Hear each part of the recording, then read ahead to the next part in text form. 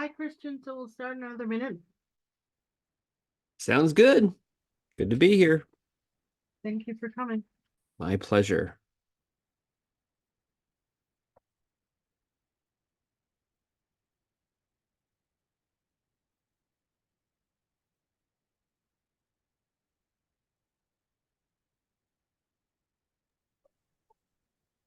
Okay, everybody, turn your cameras on. It's now 2:30. Let's be professional.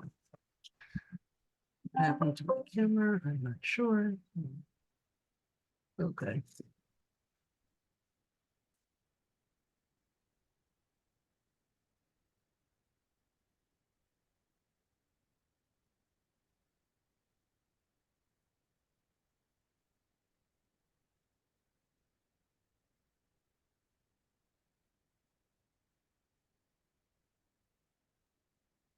Okay, Christian, whenever you want to start. All right. Well, hi. Good afternoon. My name is Christian Essman. I'm the Senior Director of Admissions and Financial Aid at Case Western Reserve University School of Medicine in Cleveland, Ohio. And it is great to be asked to be with you today. Thanks for taking a little bit of time out of your afternoon to come meet with me and hear about my medical school. And so here's my plan. We're gonna do the whole share screen routine. I'm gonna share some slides, and it's kind of the best way to kind of go over some of the information I want to share with you. Talk a little bit about who we are, what we have to offer, and then with the time we have left, I want to see what things you want to talk about. All right, questions about the school, questions about the application process. I know a thing or two about that, and or anything else that's burning on your mind related to medical school. So that's my plan. And so with that, here we go. Pull this up here. And if I can get my slides going. There we go. And do you see my slide? Does it, can people give me a thumbs up or something? Yes? All right. Thank you. Thank you. Thank you. Okay, here we go. Just want to make sure you can see what I see. All right. All right, so here we go. Guess who found GIFs of CWRU? And you'll see them throughout my talk. Okay, so first of all, let me give you a little geography lesson here, or maybe a refresher. Case Western is located in Cleveland, Ohio, along uh, one of the five Great Lakes, Lake Erie, the tropical shores of Lake Erie, by the way. I mean, wait till you see the palm trees and the champagne beaches. Um, but we're in Ohio and we're in Cleveland, and from Cleveland, it's about 2 hours and 15 minutes to Pittsburgh and Columbus, Ohio, a little over 4.5 hours down to Cincinnati. And if you're going farther west, it's about 5.5 hours to Chicago. Um, in talking with people from the West Coast, they think Ohio is the East Coast. And if you're from the East Coast, like probably many of you are, you say, no, no, no, you're not East Coast. You guys are Midwest. So we're kind of, depending where you're coming from, either Midwest or East Coast. But we're in Ohio, and Cleveland is a great location. I'll talk a little bit about that. But we're located in an area of Cleveland called University Circle. And a lot of times people think that we're located in downtown Cleveland.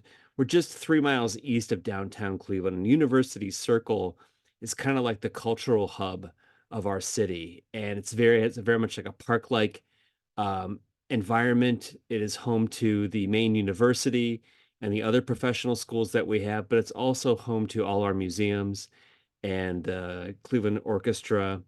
And three of the four of our hospital partners are in this area. So it's when people come to visit us, I think they're pleasantly surprised to kind of see we're in a little kind of bubble, kind of a park-like bubble right outside of the main downtown.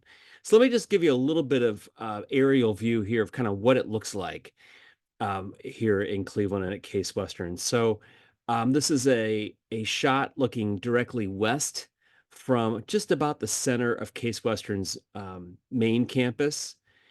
And of interest, the undergraduate university has about 4,600 undergraduates, and there are about 6,400 professional students. So we have far more professional students and graduate students than we do undergraduate students. And so this is about at the center of the undergraduate campus looking west. And this first little yellow arrow here is the pointing to the roof of the main student center. Then there's the main library. And then across the street, that is the Cleveland Museum of Art. And of it's fun fact, they are always free.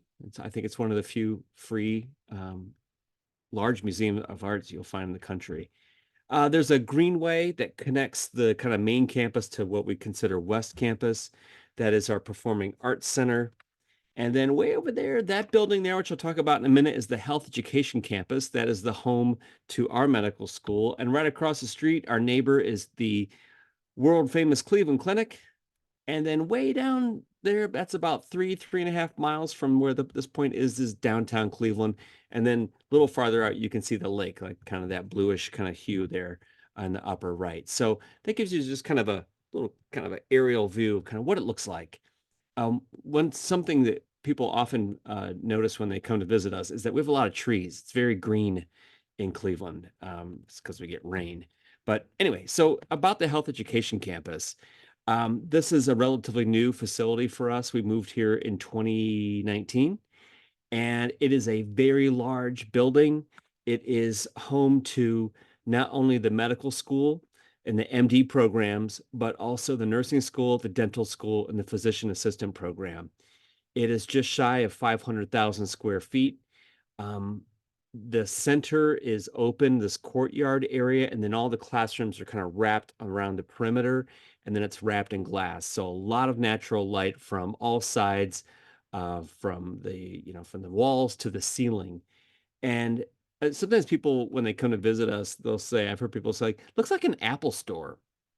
Kind of has that contemporary architecture of an Apple store. And that's actually not a coincidence. The architectural firm out of London called Foster and Partners is actually the architectural firm that uh, constructed and designed the new Cupertino headquarters out, or the new Apple headquarters out in Cupertino. So it is not a coincidence that it has a very kind of contemporary look to it. So we love it. It's really cool. These open spaces are great for students to hang out and study and socialize with one another and have this mixed kind of interdisciplinary educational experience. So there's a lot of students in this building, and there's a lot of energy in there. Okay, so that's just kind of our physical plant. Let me tell you a little about the school itself. We're an allopathic medical school. We've been in Cleveland for a long time, over 175 years. Some of the unique features about our school is that we don't have one pathway to an MD. We essentially have three distinct programs, which I'll tell you about in a few minutes, that are noted by some innovative curricular structures. We are partnered with some of the best hospitals in the country, and we're considered a top-tier research institution. We're the largest biomedical research institution in the state of Ohio and among the largest in the United States. So it's a very rich environment for those interested in research. When it comes to our teaching hospitals, some of these names you may be familiar with, and some of them you're probably not. Starting kind of, I'm going to work my clockwise from about 11 o'clock around here. And University Hospitals Cleveland Medical Center is one of the hospitals located within University Circle, right across the street from Case Western's main campus. It is a very large facility, has over 1,000 beds. It is a level 1 trauma center for adult and pediatric patients. They have a very large cancer center there. They also house Rainbow Babies and Children's Hospital. And we emphasize that because we know when I meet students or prospective students from other cities, you may be coming from a place that you're used to seeing kind of a standalone children's hospital. We don't have one of those in Cleveland. Our children's hospitals are affiliated with our hospital, like main hospital kind of partners. So, but Rainbow Babies is probably the most prominent one in Cleveland. It's been there probably the longest, and they're under the umbrella of University Hospitals. University Hospitals is kind of your quintessential academic teaching hospital. They have over 120 residency programs, and it's a really top-notch residency training site. And then going to about 1 o'clock is Cleveland Clinic. This is probably our most widely known hospital partner. They have sites not on the main campus or the mothership, as I sometimes refer to it, is right across the street from us. But they also have sites and locations throughout the United States and other parts of the world. They have other Cleveland clinics in Las Vegas and Toronto, several in Florida. They're also located in Abu Dhabi and in the London. I've heard rumors of some other large Cleveland clinics going up in other locations in the world. So they have a very international reach, but the mothership is right across the street, and it's a massive campus. Um, like a little fun factoid to share is they have their own zip code. Like they're a city within the city. And so it is something else. They are known internationally for their cardiovascular care. You'll find patients that come in from other parts of the world that have their hearts fixed at Cleveland Clinic. And so it's really very fortuitous for our school and our students to be able to train in such a facility. Because I'll tell you, when you travel around the world and you mention Cleveland, people in other places might say Cleveland Clinic. Oh yeah, I trained there. That's where I went to med school. So it is a resume builder, that's for sure. Metro Health Medical Center is one of those hospitals that probably isn't as widely known to you if you're not from the Northeast Ohio area, but it doesn't mean they're any less important. Metro Health is our county hospital. They're partially funded by the county. It's our public safety net hospital. They too are a level 1 adult trauma center. They have one of the largest emergency departments in the state of Ohio. They also house our local Life Flight service, which is one of the busiest Life Flight services in the country. It's also one of the few that still has a physician on board. And Metro Health is a burn center. It's one of the 3 burn centers in Ohio. Like I mentioned, it's a very large trauma center. And you'll see everything there from kind of your day-to-day bread and butter cases to the really extreme trauma. And they open their doors to everybody, whether you're insured or uninsured. And so it's a wonderful place to see a broad patient spectrum. And lastly, the VA. The VA that we're partnered with is also located just around the corner from our building. And I've seen different stats. It's either the 3rd largest VA in the United States or the 6th, depending on where I find that little stat in the internet. The bottom line is it's a very large VA hospital. So it's a wonderful opportunity to be able to expose our students to a government-run healthcare system and to see a different patient population in our veterans. So that's where our students train. Let me tell you about our 3 programs that I was referencing a little bit earlier. I'm going to start with our MD PhD program. It's called the Medical Scientist Training Program. It's one of a little over 40 odd MSTPs in the country. This is actually the first one. The MSTP program started at Case Western in the 1950s. And it's one of the longest standing NIH funded MSTP programs in the United States. These programs are generally 8 to 9 years, usually 8, but sometimes it takes 9. Our class usually has about 11 to 14 of these students in the class. These students are integrated into the university program, which I'll talk about in a couple minutes, but that's our 4-year program. And then just of note, any of these MSTP programs, they're typically funded by the NIH, where students get full tuition and a monthly stipend. Of note, you have to be a U.S. resident or permanent resident to be eligible for this program because it is a federally funded program, and you have to have some significant research. So by significant research, Christian, what do you mean? It's more than a summer, more than 2 summers. Generally, I sit on all 3 of admissions committees, and the students that I find to be successful that seem to generate the most enthusiasm are students that have been in longitudinal research projects for more than a year, where they've gained more experience and more responsibility in the project that they're working on.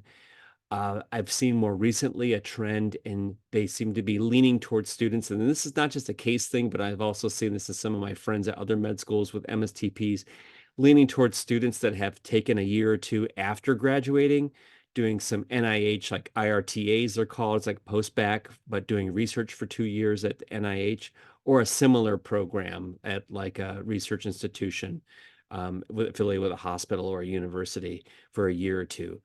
I think one of the reasons why they value that is because there's a huge financial investment going into these students.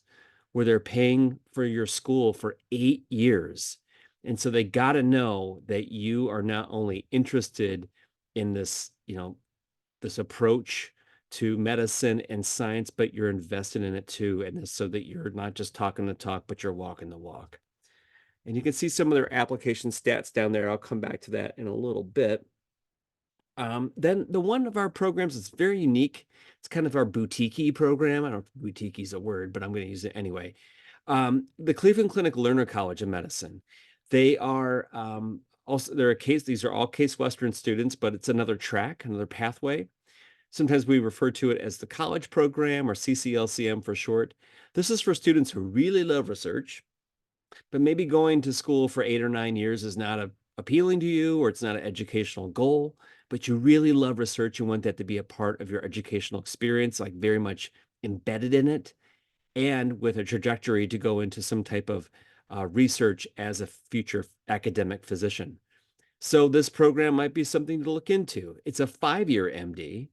And the reason why it's 5 years is because you will dedicate at one point, usually after your second year, to 12 months of doing a master's level type thesis project. And so this is a very longitudinal program and doing lots of research on top of the MD coursework and training. And a couple things that are kind of stand out is that they don't have grades. They do all narrative evaluations. So it's something to really think about. If you like to have that pat on the back of being validated by getting a grade, think very carefully about that, because you get narrative evaluations. And they also are tuition free. So they can kind of compete with our MSTP people, not cases, but just in other programs. It is funded by the Cleveland Clinic Physicians Program. And so those students receive their tuition paid for by Cleveland Clinic. So it's our second tuition-free program. And research is required for this too. Similarly with MSTP, another big financial investment into these students. And because of the ethos of the program being very research focused, they want to make sure that you have the background and the interest, or you've demonstrated this type of research bend in your application prior to applying to this. I can just tell you, they're very good at picking out the people who are interested in just the tuition stuff and those that are really interested in the philosophy of the program. All right, then lastly, our university program. This is our largest program. We have 170 students in this part of the class. This is our traditional 4-year program, and research is not required to apply. So I take a point to emphasize that, because the last two I've emphasized that research is required. And one of the kind of standout features of this program at our school is the Western Reserve 2 curriculum, it's called. It's a very unique integrated curriculum. It's on paper, it looks like 50% small group case-based learning and 50% lecture, but in truth, most of your learning will come from small group case-based learning. That's one of the cornerstones of this program. They do small group learning 3, sometimes 4 days a week for 2 years. I mean, you were working with classmates, 7 other classmates in small groups for 2 years. And so that's which with lecture stacked on top, but I'll show you what that looks like in just a moment. This is a kind of a breakdown of what the first 2 years look like. It's a block format, meaning that every block has a name or a theme. So it's a biological systems approach as opposed to a organ-based approach. The organ-based approach was actually invented at Case Western back in the 50s, where you learned everything about the heart, took an exam. Everything about the lungs, took an exam. Everything about the liver, that was the organ-based model. So it's very siloed, and that was emulated by medical schools around the world. And then in the early 2000s, we made a major curricular redesign and moved to this biological systems approach, where we're like in block 4, it's called homeostasis. We group together cardiovascular, pulmonary, renal system together, because it's all very interrelated when you're learning those systems. So a couple things here to point out. I like the first 5 weeks are called block 1, becoming a doctor. Nice way to get settled in. It's very low stress, looking at very high level view of medicine before you do the real deep dive into get down to the molecular level, what's going on with patients and the science of medicine. So it has a very large kind of population medicine, public health theme. to kind of set the stage. And then from that point on, then you dive into the blocks, which have a duration of anywhere from 11 to 14 weeks per block. And there is a required summer research in between the first and second year. They work on a thesis project in between the first and second year that then continues through the second year. And let's see, assessments are taking place at the end of each block. So we don't have tests or quizzes like every Friday or every other Monday. All the exams take place at the end of the block. That said, there are assessments each week that are like formative. They're not for a grade, but you have to do some formative assessments to kind of make sure for you to do some self checks to see how things are going, see how you're doing. And so, but those are not for a grade. Speaking of grades, it's pass fail case for the first 2 years. Truly pass fail. We don't have secret high pass or secret low pass or some kind of stuff like that. It is pass fail. And it's been that way at our school for literally decades. And there's no class ranking either. And I had somebody ask me this year during the interview season, like, do you guys have a secret class ranking system? I'm like, I don't even know. I've never heard of a secret class ranking system. Um, so no, we don't have a secret class ranking system.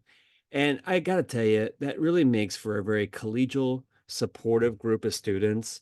I think having that type of grading structure set up, it makes for a collegial, supportive group of people to be collaborative and share information and share resources because you don't feel like you're competing with one another. So I think that really kind of sets the stage in our culture. Um, Oops, sorry, I didn't mean to do that.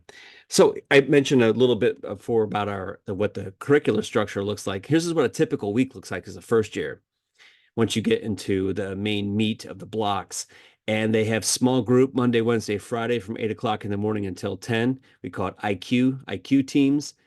And then there's lecture afterward. There's usually a theme for the whole week. And the cases relate to the theme of the week. The lectures kind of give the bigger picture kind of frameworking for what's going on that week. And then there's other different types of classes throughout the week. FCM, Foundations of Clinical Medicine seminars, are also sometimes affectionately called by the students Touchy-Feely Tuesdays, because on Touchy-Feely Tuesdays, they talk about the science of medicine. They get away from the science of medicine, talk about the art of medicine, like communication skills and sensitive topics in medicine, or things that are kind of tangentially related, like medical legal issues, bioethical issues. So kind of adding to the toolbox for other things that can't be covered in, physiology or biochem and pharmacology and stuff like that. And we also have throughout the week our structure block, which is for us anatomy, histopathology, and radiology. And then for the most part, classes are done by noon. The rest of the day is kind of yours for the most part. So that's what we call our self-directed learning time, or sometimes it's called independent learning time.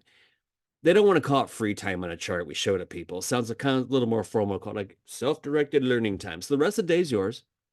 There are some clinical skills that take sessions, like workshops that take place once, sometimes twice a week. But for the most part, your rest of your afternoons are unstructured. So I think this allows students to have a nice life balance. You'll spend a lot of that time studying, but the way and how you structure and schedule that is really up to you. And so sometimes students treat their days differently. They will maybe Mondays are, it's the first day of the week. They get new cases, a new theme for the week. They treat it like a business day. Get there at 8 and stay till 5 or 6. Get kind of set up and organized for the week. But Tuesday after 12, gonna go, run a couple errands. I got yoga class at 4. I got an organization meeting at 3:30 or something like that. And I'll study at night. So you can kind of flex your days a little bit. So I think it adds for a lot. If you can be a good time manager and have good self-discipline, I think you can have a nice little kind of life harmony here between school and things that are important to you. Other little things that we can add to your experience and kind of customize. We have joint degree programs, our master's programs that we have a fair number of students that do those. I'd say anywhere from like 10 to 15% of our students are doing these. The most popular are the first three that are listed, the bioethics, applied anatomy, and the MPH program. The other ones are very much a little more kind of niche.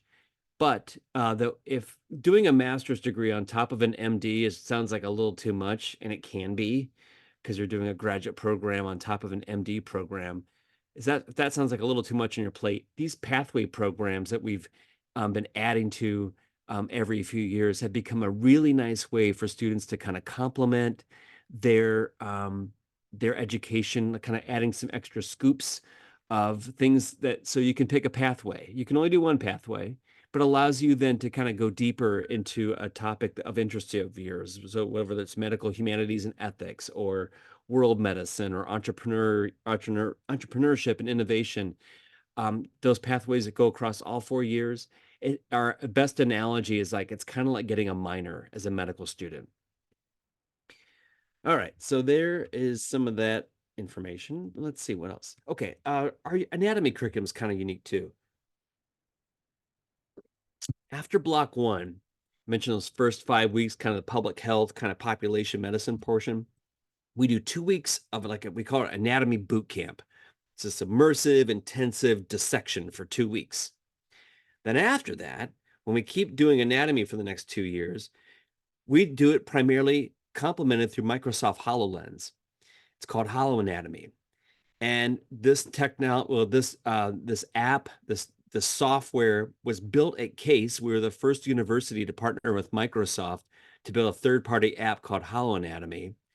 And our students then continue to learn anatomy through Microsoft HoloLens and is now being used by TCU.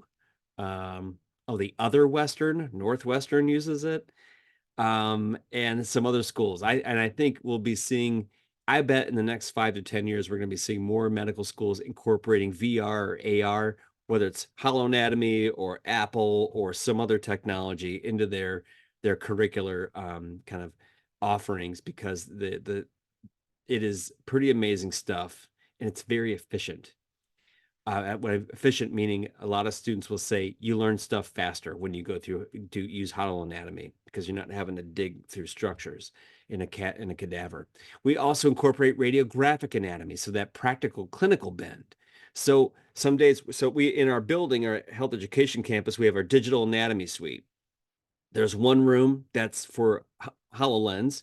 There's a room adjacent to that that's all our radiology room. And there's a room adjacent to that that's we call our living anatomy room for ultrasound. And so some days the students rotate through all three. They'll start in holoanatomy, see some structures, and then they'll say, okay, everybody rotate. You go next door and there's their radiology faculty in there. They might say, hey, you know those structures you guys just saw next door? We're going to show you how to identify them in X-ray or CT or MRI. And so students start to get that orientation of how to start reading those types of imaging and incorporating in the radiographic anatomy piece to it, so that when they're out doing some of their preclinical experiences and somebody pulls up X-ray or a CT, students have already been kind of able to orient themselves around what they're seeing and how to read those types of radiographs. And then our living anatomy is physical examination and primarily ultrasound. So they might say, okay, everybody rotate one more room, and they go into ultrasound. And then they're seeing that anatomy in live anatomy with ultrasound and learning how to read and identify structures using ultrasound. So it's very kind of full circle anatomy as well. All right, so we're getting to some stats here that we're kind of winding things down. This is the statistics from last year for our class that started in 2023. We're not quite there yet with our 2024 class. So the national statistics last year, there were 50,000 applications to medical school. It was down 5%, but we saw such a huge boost. Was that 2021? So it's still quite a bit. And then our applications are up just a little bit. We received as a whole school 8,600 applications. Our pool, 15% of all U.S. applicants will apply to Case Western.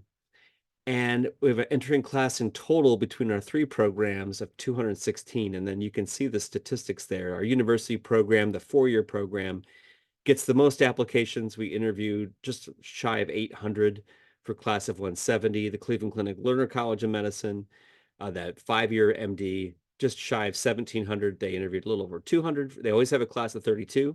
And the MSTP, a little over 400. And then they had a class of, I can't see with my Zoom thing there, 14. So it kind of gives you the breakdown of what that looks like. Our students come from all over the country. As I said earlier, we're a private allopathic school, so we don't have an in-state admissions quota. So while we accept a lot of Ohio residents, the majority of our classes come from outside the state of Ohio. So a lot of students from New York and the Northeast and down south, Out west, California is one of our largest feeder states. There's a gajillion pre-meds there, so they're great exports for us. If you don't see your state represented here, that doesn't mean we didn't accept a student, say from Iowa. Just we did. Maybe they decided to stay in Iowa. So, but this is the group that matriculated with us, and we also accept international students as well. So about every year on average, about 15 to 20% of our class is from the state of Ohio, and the rest are coming to us from states outside of Ohio. And then when it comes to credentials, people always like to see what's your GPAs and stuff like that and MCAT scores. So I like to point out if you look here, it says the national average matriculating student. Um, I think that's what you should look at first. The national average for matriculating students last year entering in 2023. So it's about just a little over 20,000 new medical students last summer. Their average cumulative GPA was 3.77 with a standard deviation of 0.23. So you can kind of see what that range can look like there. And then you can see where we came in. Our range was 287 to 4.0. And the science GPA, again, very similar. You can see that we had a 2.43 to 4.0 range. And you can see the national average was 3.71 with a standard deviation of 0.30. So we don't have targets. I think that's pretty obvious from our ranges. But I think that, you can see the modes and the medians kind of show you what the data looks like when you dig a little deeper. But we try to really take a holistic approach. You probably heard that quite a bit. And I think that's kind of evident through what our data looks like. We don't have cutoffs for GPA. When it comes to MCAT, our average has been sticking around 518 for the last couple years. The range was 505 to 527. Nationally, the national matriculating student MCAT score was 511.7. So you can call it 511 or you can call it 512. And so it's 80 to 83 percentile was the national average. And the standard deviation is kind of a big spread.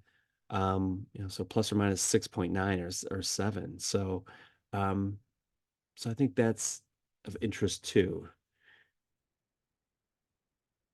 All right, so that's the data. Here's this just for fun stuff. Our students just aren't numbers. And it's all the other stuff. I think sometimes we can say that it's the academic credentials that get your foot in the door, but man, is it everything else that keeps you in the game.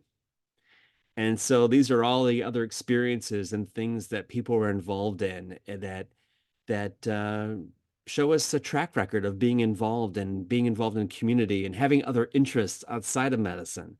So I like highlighting this slide because don't forget to put this kind of stuff on your application if you're a magician or if you worked as let's see, an MCAT tutor, or you work for the newspaper, or you're an event planner that you don't think it's related to medicine, and it may not be, but put this stuff on your application because this is the kind of stuff sometimes that can kind of stand out and maybe generate some interest from somebody like, oh, you're a yoga instructor. So am I. And next thing you know, you're clicking and like you have something in common with people. So I like, sharing this kind of stuff because I want you to see that not all of our students are coming to us with the same pre-med background.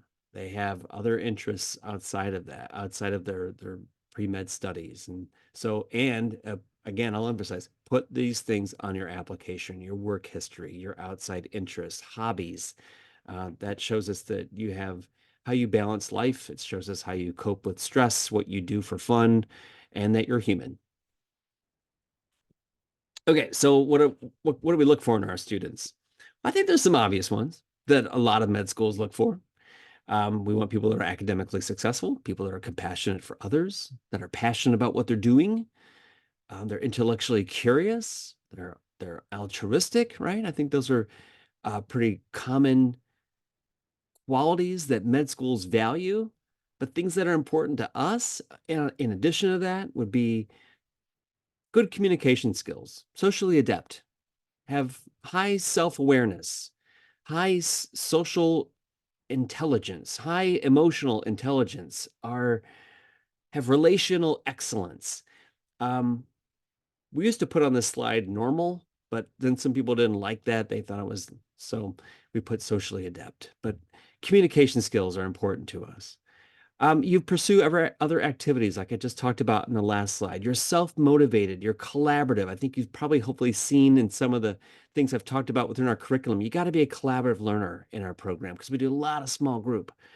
I just mentioned emotionally intelligent. That self-awareness, that self-regulation is incredibly important.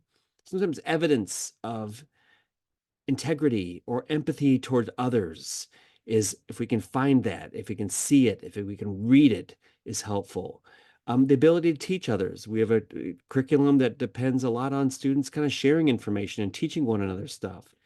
And people are fun and positive, have a good outlook on things. I don't want a bunch of grouchy people walking the hallways. That doesn't reflect well on me. So people that have a positive outlook and optimistic about things and are ready to value the journey, not just check off like, when's the next milestone? When can I start studying for step one when you just got here on the first day? Like, no, no, no. Like, let's, dial it back a little bit. We'll get you there. But like, so people that value the journey, because this is a marathon, you're not going to race through this.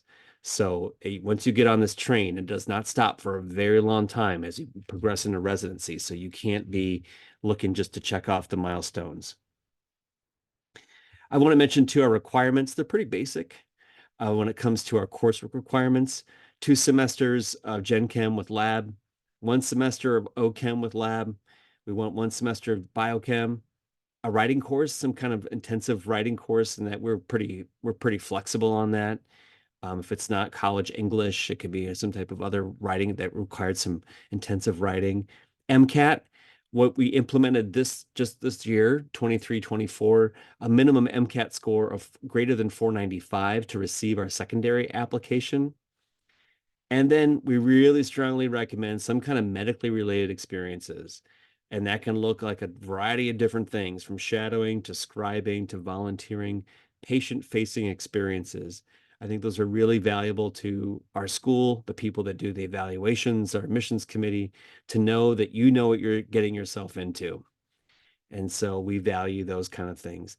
And lastly, we do not require any of the SJTs or situational judgment tests, which are Preview by the AAMC and Casper by the Altus group. And so we do not require those. Some schools do, we don't. And let's see, how do you apply to us? On AMCAS, which will open in early May this year. You check off Case Western and AMCAS. And then if you get an MCAT score greater than 495, you'll get our secondary application. And then you can indicate which program or programs, plural, you want to apply to. You can apply to more than one. Most students are going to apply to more than one. They do a university program and the college program.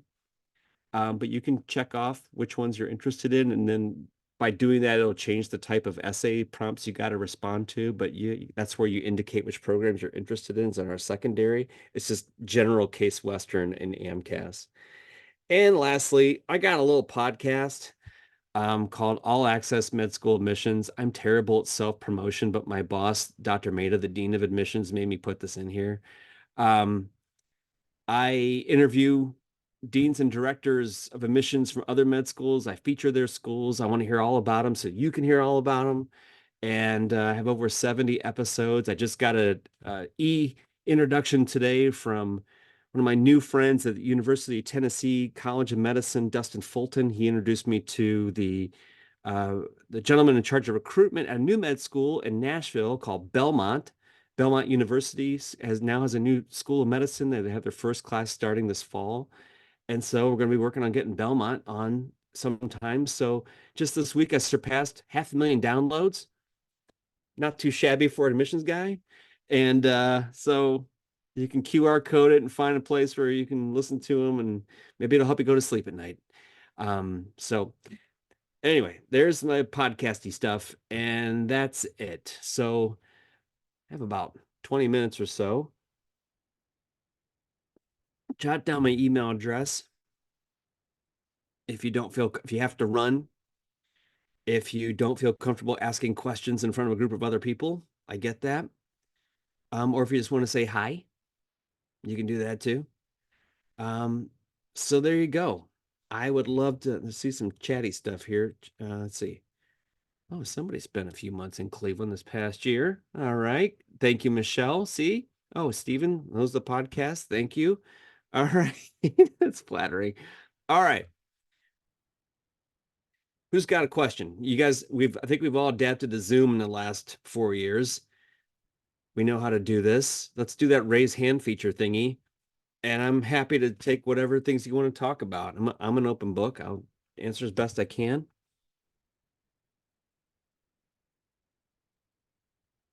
Don't be shy. Okay, Michelle, she decided to use the chat. What opportunities are there to interact with the city's community, like student-run clinics? Quite a bit, Michelle, and sometimes it kind of depends. A lot of the times that happens through most of our student organizations, but one of our student organizations is a student-run clinic. It's an interdisciplinary clinic, meaning that it's not just med students, it's also with nursing students, PA students, and social work students. And so that clinic operates out of our free clinic of Greater Cleveland. Used to be called that, and now it's called Circle Health. But it's right down the street from our building. And so they see clients and patients that are used to coming to that facility every other Saturday. And so the students, the interdisciplinary teams see the patients, and then they go report to the physician who is circulating to see the patients. And so the student-run clinic, there's also all sorts of other philanthropic health-related outreach, and sometimes non-health related or non-medically related outreach that students get involved in, primarily through student organizations. So another one that could come to mind that might help illustrate to you what that looks like. There's a student organization called Art to Heart, and it's students who are really good at art, drawing, painting, things like that. So they have this shared interest. And one of their outreach programs or missions of their group is they go to the juvenile detention center, which is about 3 blocks away. The county's juvenile detention center is about 3 blocks away from our building. And so the vehicle to work with these kids is doing some art kind of projects, but the byproduct is doing some mentorship. And also sometimes they coordinate in some educational programming, like some hygiene or sex education and things like that. So, and some general mentorship. So there's other opportunities to get in the community that may not be, that look as evident if you're in a group of students that are interested in artwork and that, doing sharing artwork, but then there's that other piece that comes into play as well. All right, hopefully that helps. Hopefully I pronounced this correctly. Maisha, unable to unmute, that's okay. Estimate for the duration of research successful applicants to the 5-year program typically have. See, an estimate for the duration of research. Okay, so like how long have they done research? I'm gonna kind of hopefully kind of get through that. Usually it's more than a year of doing research in a same project. Again, they value more of those longitudinal research experiences versus a couple summers, like doing a 10-week project, then go back to school, and then next summer do a 10-week project again. They really value the longitudinal types of research projects where you're really getting in, you've been there a while, you're digging in deeper into the science, you're getting more responsibilities, you're learning more about what the part of the puzzle that you're working on, what the value is, and what the overall picture is. So I don't have like a stat, like a number of hours, but I can tell you they really look very closely at those that are usually over a year. Hopefully that helps. Okay. Okay, looks like I got through that. Okay. What else? Oh, Ali, go ahead. Thanks for Hello, coming. nice to meet you. Thank you. So you mentioned that Case Western doesn't require Casper or Preview for admissions. Would it be beneficial if we were to have taken those tests? Like, would they be reviewed, or um, should we? Yeah, it's a good question. We have to we as in med schools have to have a partnership or an agreement with one or both of those programs to receive those scores. So if we don't have an agreement or partnership with them, it's not an option to even receive it. So we have to, if I want to see your previous scores, I have to require it. I can't just be like, hey, I want to linger and see what they got, but I don't want to require it. That's how it works at all med schools. Thank you. Does that help? Yes, yes, it does. Okay. Thank Yeah. you so much. Yeah, you bet. All right, what else? Let's see, Jesse, how do students from this med school perform the national boards? How does the school assist those who do not pass? Well, a great thing happened about, gosh, has it been like 3 or 4 years ago? The national board for step 1 went pass fail. And I remember when that came out, it was in February, and it was big news and good news, because step 1 of the boards, it's an important part of your licensure examination process. But boy, it used to create a lot of anxiety and stress in medical students around the country, because some felt that they were looking at some really like uber competitive specialty programs. They had to hit some crazy high triple digit score, and they didn't hit that score, it's going to dictate what the rest of their career life looks like. And so it caused a lot of anxiety. So when it went to pass fail, that was a good thing. Now it's still big, high stakes test, but I think that kind of anxiety levels come down, a bit. So our students, so there's not an average anymore to share with you. Like, oh, our students get this average score in step 1. Last piece of statistics I saw was 98% of our students pass that. For the 2% that don't, they work with our student affairs group and our curricular group to, figure out what is a plan and here's the thing, Jesse, from what I've seen, if a student doesn't pass that test, it's not because they don't have the chops. It's because something else kind of came up when they were studying. Life. Life throws you curveballs even when you're in med school. And so sometimes something personal's come up, got something going on at home, or that kind of distracts your focus. And it's like that kind of stuff that can come up. And so at that point, it's very working one-on-one with your student affairs dean and sometimes our curricular people to kind of dig in a little bit. Let's kind of see why we could diagnose why we think this happened, and are there things that you can do differently. How did you study? What was your approach? The things we can kind of fine tune a little bit to maybe when you retake it to be successful the next time. So it happens. I mean, it happens at all med schools, and I think it's just like the life throws you curveball stuff. It just sometimes timing is bad when things outside of your life or outside of your control come up and can distract you, just take your focus away. And that's just sometimes unfortunate, but that's just kind of life. Does that help, Jesse? Okay. Yeah, thank you so much. You bet. You bet. We have 3 learning specialists in our program that work with our students, that help coordinate and present information of how templates of how students can study for those exams. Students can meet with them to help them with other things, time management skills. How do you prepare for essay-based examinations? Because we do all essay-based exams. So we have 3 learning specialists that are there to help work with our students. What percentage of students successfully match in residency? Well, here's the thing, Claudia. The success of match is rather high. Here's why I kind of hesitate to give you a number. It's usually like 98 or 9%. But that's after, so match is next week.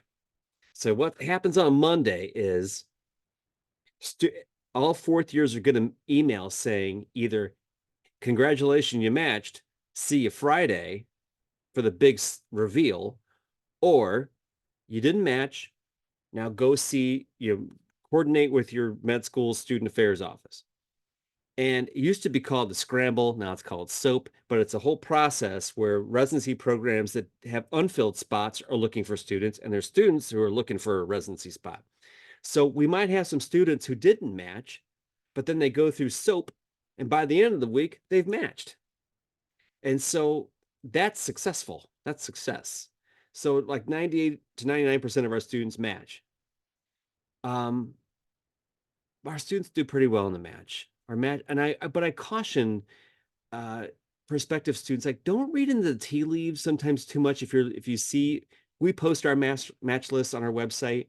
Don't read into the tea leaves too much about like name recognition kind of stuff, because when you get to the residency level for training programs, there's probably some schools that like we all kind of know who they are, and like, oh, they're like they have a reputation, but you might see, I've known this, like I remember talking to some students that are in orthopedics, and they're like, you might see like once you start working with those groups, like say the orthopedists and the orthopedic surgeons, they might say, hey, Jesse, what are you looking at applying to residency programs for orthopedics? Like, oh, this place, hey, did you check out Oklahoma State? I'm like, Oklahoma State? They're like, oh man, like they are the top, like they're one of the forward thinking, they're going places, like great program, like they are awesome out there. And so maybe when you look at a match list, you see all the hoity-toity places, but you never knew. Not to say that Oklahoma State, I just picked that on thin air, but like not to say that Oklahoma State's not hoity-toity, but you're like, Oklahoma, like in the middle of U.S., like, and they happen to be one of the top programs in orthopedic surgery in the country. So I caution people sometimes when you look at those match lists, if there's like a name that's like it's not like on the top 25 of the crazy U.S. news stuff, that might be just fine. Like it might be even better than that. So yeah, I wanted to kind of throw that out there too. Let's see. What else? What other questions? I'm about down to like what, 9 minutes or so, or 10 minutes.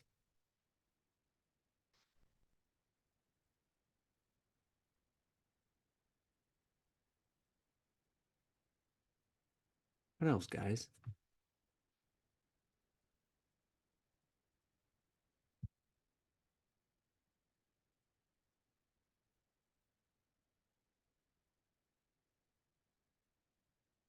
Have we run out of questions?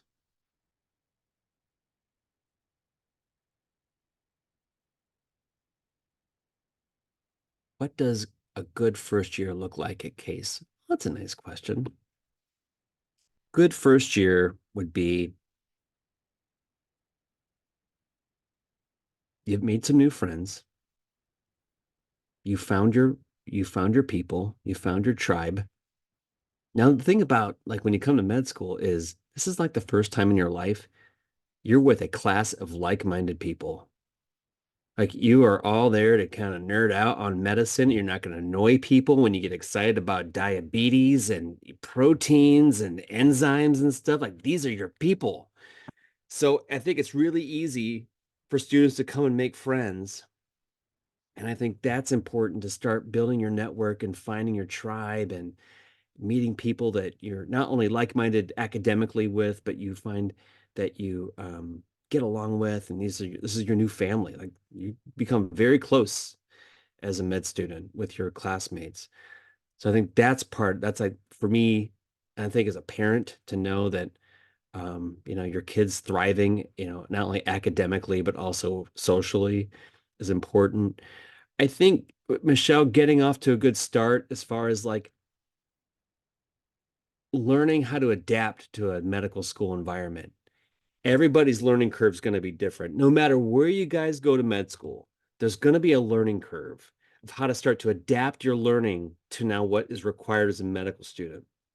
And you may have experienced this when you went from high school to college.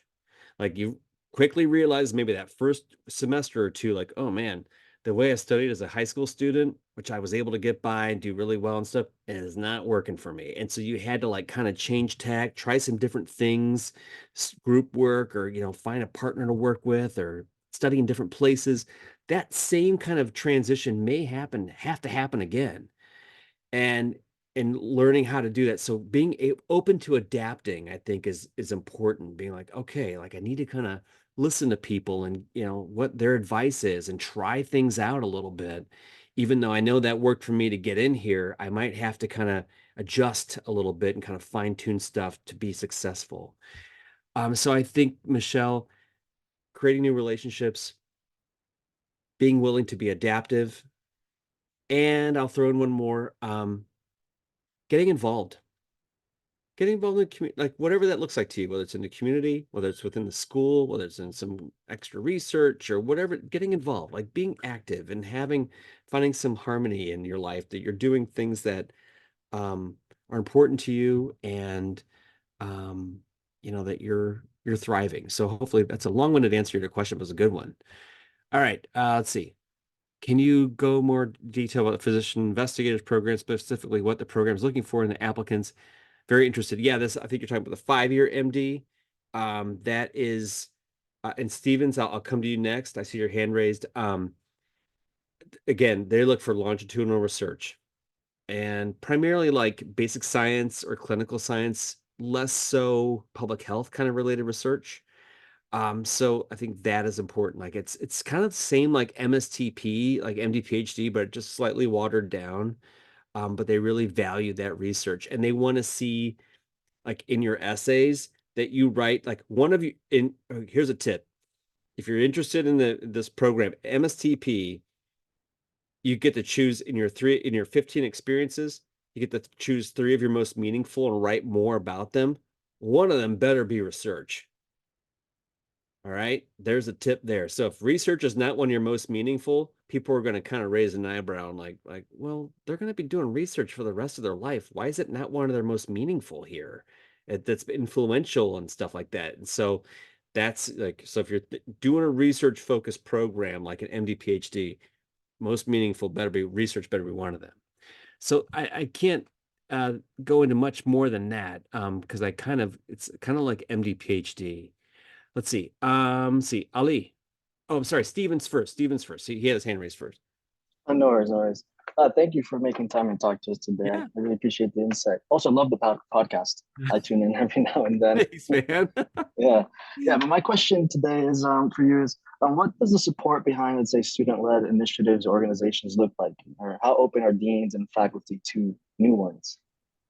Yeah, it's a pretty they value, I think, creativity. And so, I mean, listen, Stevens, we're not any different than other med schools that have a list of student organizations as long as my arm. And but if there's something that you get there and you're like, huh, they don't have this thing, and I have some other people here who have a shared interest in it, let's try to put a group together. And so it actually goes through we have a student government called the Committee of Student Organizations, and you can keep it informal if you want to and just kind of do your own thing. Like there was a group of, for example, there was like a group that was not formally recognized. They didn't go through the Committee of Student Organizations, but there's a group of students who are interested in car repair. And so they started working with a local downtown shop that taught mechanics how to be mechanics. And they said, hey, can we come and like hang out and learn? They're like, that's so cool. Like we were med students. Like, you guys are med students? So they would go down there. And so there's like learning how to do, basic car repair. So not a formal group as far as organizations go, but like they just kind of did their own thing. We have a barbecue society that I was actually the faculty facilitator for because I like barbecue. And so not a formal organization, but they call it like the Case Med Barbecue Society. So they get together and they talk about, sauces and stuff like that. But then they're the ones that are under the formal umbrella of this Committee of Student Organizations. And there's a certain level of like stuff you got to do. And then they can be eligible for some funding from the CSR kind of budget for sponsoring things. And so, Stevens, it's kind of like up to you, kind of how formalized do you want it to go? And so I think that's my best answer for that, because we have all kinds of stuff. But if you find there's something that it's missing, and like it's an organization that we don't have, or it's not partnered with a group, like maybe an outside entity that we don't have, then that's something you could talk with the CSR organizational leaders and student affairs and they kind of then help shepherd kind of through that process. Does that help? No, yeah, definitely. I'm one to bring my passions into different initiatives. So it's great to learn about that. Thank you. Yeah. Yeah, it's fun. Thank you. All right, Ali. Hello. So my other question is, as an admissions officer, what are you looking for in like our personal statements? What are some things that make them like unique? What should we incorporate? What should we incorporate? Okay. Yeah, and I'm going to make this my last question to answer because I have something else to go to after this, but I'm happy to answer that one, Ali. And one would be that it shouldn't be a narrative of your entire resume. All right. Like, don't write everything that's like ever happened to you or everything you've ever been involved in. I think most personal statements that I read have maybe two or three themes with them. Usually like three themes. Like, what has influenced you to be where you are? That's brought you to this like doorstep of going into medical school and becoming a doctor. So has it been like some type of life event? Has it been a life event plus influence that you or some mentoring that you received from a physician or somebody in the community? And then was it research that you got involved in? Or like, what have been those things that have kind of brought you to this point where now you're initiating an application that's inspired you and to want to do this and become a doctor? I tell you what, most people I meet, I mean, these are really high achieving students that could be very successful in a lot of different like industries or areas. So why medicine? Because this is a long haul. And so that's kind of like, what is it about that kind of, what is it about those things that have brought like that are bringing you to this point that are like, yeah, I want to be a doctor and not these other things. So um I can tell you more of like, so like maybe if you're like if you're a career changer or a non-traditional student, you might want to connect the dots a little bit. Like, why did I start here and now I found myself now at medicine? Like, what kind of brought me over through that arc? Um, it shouldn't be. Well, I'll tell you what it shouldn't be. Have tons of characters in it, like people, like where the next thing you know, I'm like trying to catch up. Like, you ever seen the cast of Lotus? There's like 30 some people in that show. Like, it shouldn't be like that, where I'm trying to like, okay, now who's this, because gotta remember, people that are reading these are reading them day, night, weekends, on the couch, in the office, on the airplane. You want to make these kind of easy to read. And the truth be told, Ali, okay, 90% of these are fine.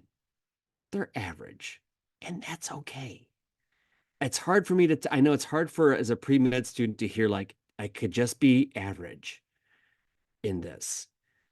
But most of them, they're telling their story about what's brought them here. And it's kind of, yeah, it makes sense. Like, it was this thing, and then I worked with a physician and they did some research, and okay, it makes sense. Um, but the top 5% are like literary pieces of art that people just they just only those people can write like that. And the bottom 5% are terribly written, or they're weird, or they're creepy. And so that's why, like, kind of this big fat down the middle, it's like, look, if you can write a well organized, grammatically correct essay that conveys kind of what brought you here, I think you're going to be okay. The sloppy stuff can be disqualifying. But if you're in that big fat kind of 90, right down the middle, 90%, that's not going to disqualify you. There's so many other things in the application that we read, because when you start filling it out, you're going to see it's deep. It's a lot of stuff we'll be reading. So like, that's just one piece of a very large application. But I think it just is a well organized, thoughtful, if you can find your writing voice, if you look up what that is, like if you can find the way, if you can write the way that you speak, and that can also kind of lift it off the page a little bit and bring some life to stuff, and kind of make it enjoyable to read. That's okay. That's good too. If you can kind of bring people into where you are, like what we were telling, it's a little bit of storytelling. It should be a kind of storytelling. So if you kind of bring people into that, wherever that is, that's enjoyable to read. Hopefully that helps.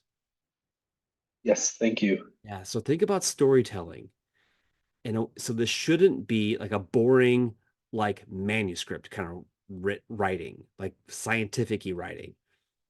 And I'm not saying like be really embellish stuff and exaggerate things, like where it's like a little too dramatic. But don't write about like gross stuff that like sometimes we're reading these when we're eating lunch. I think some people try to do that hook in the first paragraph and like as pus was oozing out of this thing, and it's like, oh my God, like it like okay. We had somebody this year talk about they had to collect urine samples. They talked about how bad all the urine samples smelled and like what they kind of smelled like. We're like, oh, okay, like a little too much. So there's a little bit of a line there, a little line that you don't want to kind of go over, but if you can kind of breathe some life into it with some little bit of storytelling, I think that's helpful. All right. All right. Good questions, gang. Good stuff. Great job. Thanks for having me. It's nice to see people on here that are cool and interesting and fun, and good luck. Good luck. You're lucky to have somebody like Camille, who's she is ambitious and it takes initiative. She reached out to me and said, "Hey, can you come talk to my students?" I said, "Yeah, let's do it." So have somebody like that in your corner is you're lucky. Not everybody has that. So take advantage, listen to what she's saying. Because if you ask me the same question, I'll probably say the same thing she just told you. All right. So you have a great advisor who's in your corner. And yeah. So, all right, everybody. Thanks so much for having me. Stay in touch. You have my email address. If you need something, reach out. Okay. Thank you, Christian. Yeah.